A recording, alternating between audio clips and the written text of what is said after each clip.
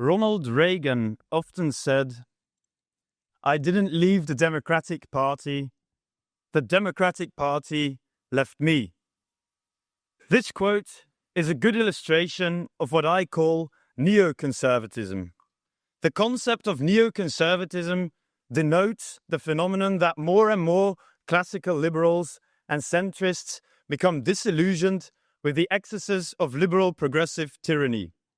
But although they have voted for right-wing governments by the millions every year, and they did often elect a right-wing government, for the past 60 years, our culture has steadily kept on disintegrating in the civilizational acid of liberal progressivism.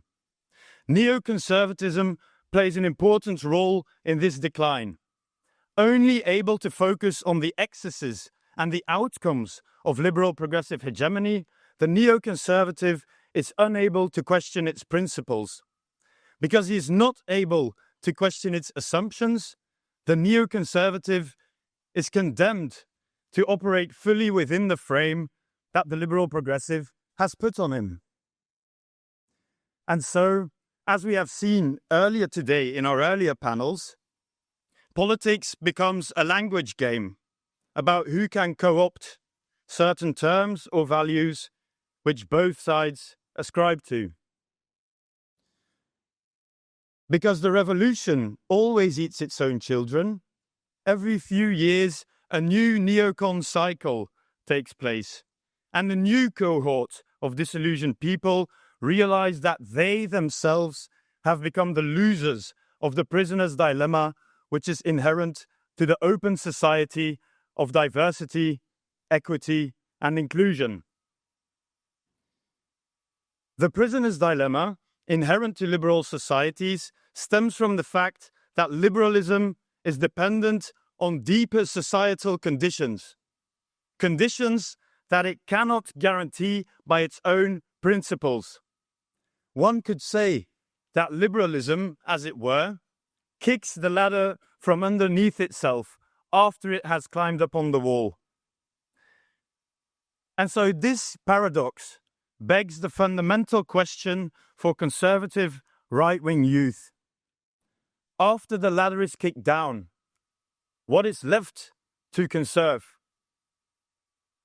By even having to ask this question, the conservative right-wing youth has already entered a so-called conservative revolutionary moment, in which they have to evaluate whether institutions and traditions that they ought to conserve are in fact serving the interests of concrete flesh and blood Europeans or not. For example, it might be controversial, but in my opinion, it is a legitimate question for example, an English youth to ask whether they should conserve the British Crown, given its complicity in mass migration and the replacement of concrete flesh and blood Englishmen. The mistake of conserving institutions that do not in practice serve the interests of the peoples of Europe, or to conserve a conceptual framework which disarms the Europeans rather than strengthening them, reminds me of a very illustrative event that took place at the end of the 19th century on the American plains, called the Wounded Knee Massacre. During the Wounded Knee Massacre, a confrontation took place between 25 US soldiers and 300 Native Americans of the Lakota Sioux tribe. The leader of the Sioux clan told his Native American peers to do a so-called ghost dance before the confrontation.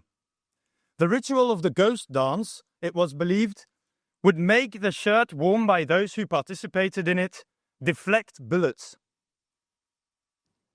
The result was obviously disastrous. All 300 Native Americans got massacred by 25 US soldiers armed with rifles.